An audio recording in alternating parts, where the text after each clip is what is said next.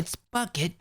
There are a number of reasons why you might want copies of the same enchantment. Let's not beat around the bush. If you're setting up Sieves, Geors, even Eldritch Miners, you ideally want a few copies of at least a Fortune enchantment. Here's a quick tip for you. In all the mods 10 to the sky, this quest in building tips will reward you with a Fortune 2 book. And you probably already completed it by accident, but there's a number of ores that you can get from sieving gravel, for example osmium, which will complete this quest. If we then make a copy of this, we can then combine the two to make Fortune 3. Then we can copy this one, combine the two again to level up again, and we can keep doing that till we max out our enchantment. Then we're all set to print our max level Fortune enchantments. In this video, I'm going to be going through 3 different enchantment printers that are available in both all the mods 10 and all the mods 10 to the sky. All of these printers work quite differently, so they each have their own benefits.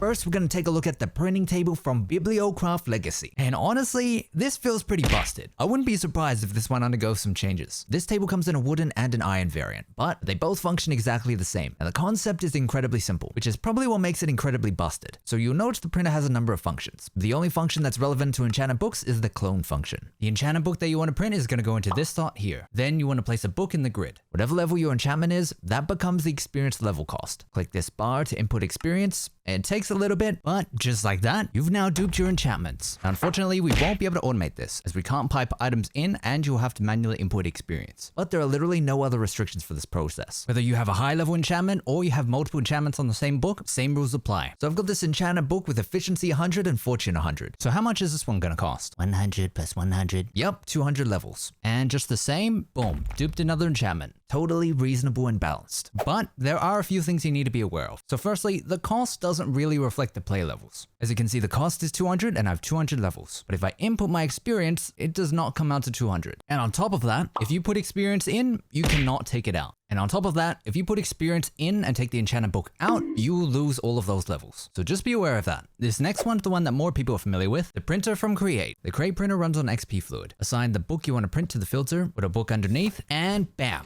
printed.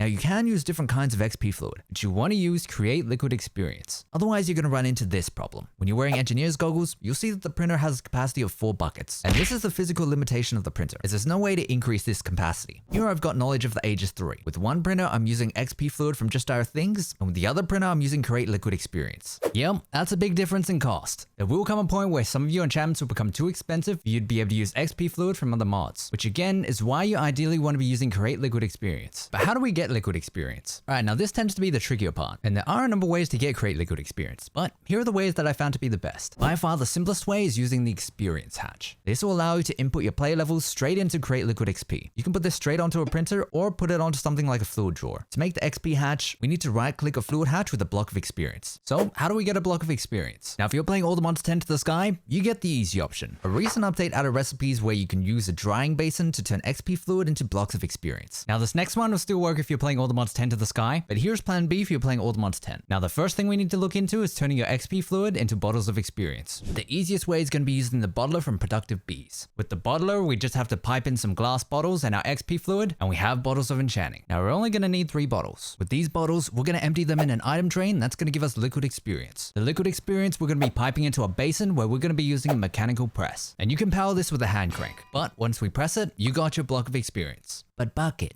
this isn't full automation. How do I automate liquid experience? So commonly your XP fluid is probably coming from a mob farm. For example, you might have a Just Dire Things experience holder collecting experience, and this will get stored as XP fluid. Now I'm going to have this piped into an ender tank. I'm going to be using that ender tank in our setups.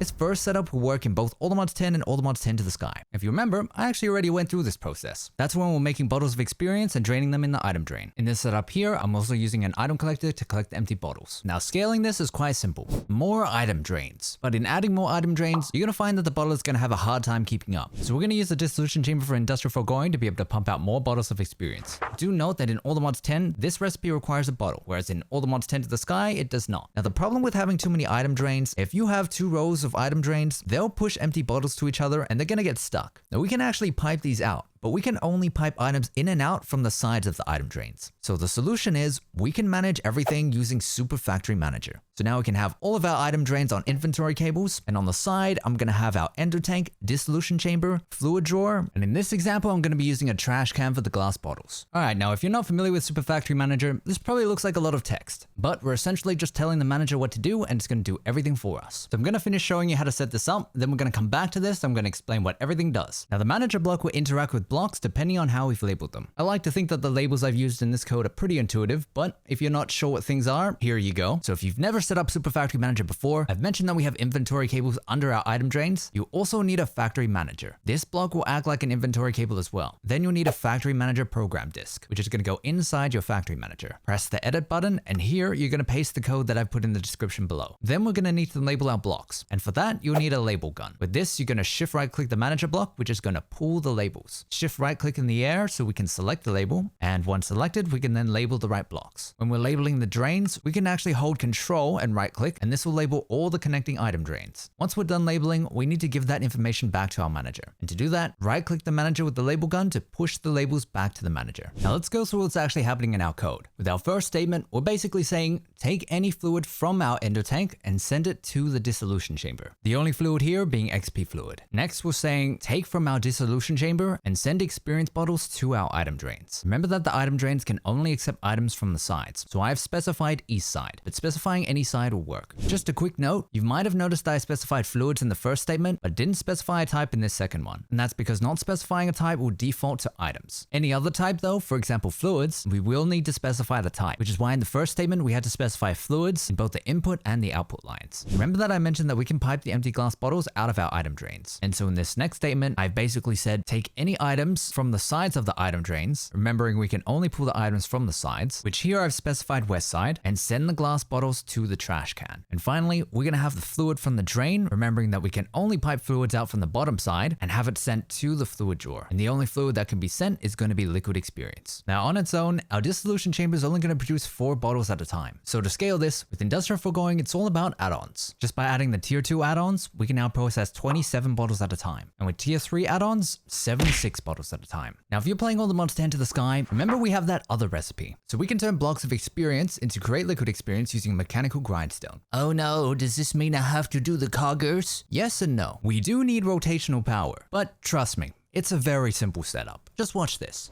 So for our setup, we're going to be using mechanical drying basins. These will need power. The bottom side of these is our output side where we'll be piping out the blocks of experience. Every other side can be used for inputs where we can pipe in XP fluid from our ender tank. I'm using pipes from the pipes mod here, but you can use whatever pipes you like. Now to set up the mechanical grindstone, we're going to first need an item drain. Right click the top side with the mechanical grindstone, and then we're going to place another mechanical grindstone on top of that. And together, they should look like this. Note that the item drain has a shaft side that can accept rotational force and the other side that has a hole where we can pipe out fluids. On the shaft side, we're going to put 2 cogs because we need the mechanical grindstone wheels to go in opposite directions. Now you can provide rotational force however you like, but this entire setup can be powered with 1 water wheel. I'm going to place some blocks here so that I have a 1 block sized hole that's 2 blocks tall. Place a bucket of water on the top block space. If you've done this right, the water should flow downwards, making your water wheel turn. Now that hole in the item drain that I mentioned, we're going to pipe out of this into a fluid drawer. Then we can attach the item pipes from our mechanical basins, and we can actually pipe the blocks of experience straight into the item drain part of the mechanical grindstone.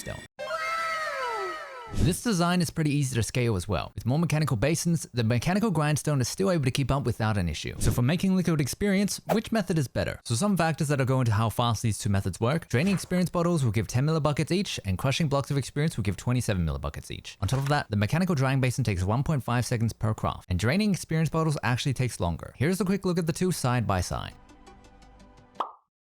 Now the crate printer is great, but it won't be able to print if your enchantments get too expensive, which is especially the case if you want to print a book with multiple enchantments. But thank goodness we have an alternative with no such restrictions, and that's going to be from the printing press from Super Factory Manager. Yep, there's more to Super Factory Manager than just logistics. Now Super Factory Manager has some mechanics that involve dropping anvils. Do note that it is important what block we drop the anvil on. Over a block of obsidian, if we throw an enchanted item as well as some books, dropping an anvil on them will disenchant the item and move those enchantments onto those books. So if you have 4 enchantments, you ideally need 4 books. Again, over a block of obsidian, dropping an anvil on top of enchanted books will turn them into experience shards. If we throw an enchanted book over a block of iron, dropping an anvil onto it will consume the book and the block of iron and produce a printing form. This is a printing template for your enchanted book that will allow you to print copies of it. I'm going to say it one more time, that the block of iron gets consumed. That means make sure you have a floor underneath. That means you, TTS players. So to print our enchanted book, we're going to combine 9 experience shards to make experience goop. Above the press, place a piston facing down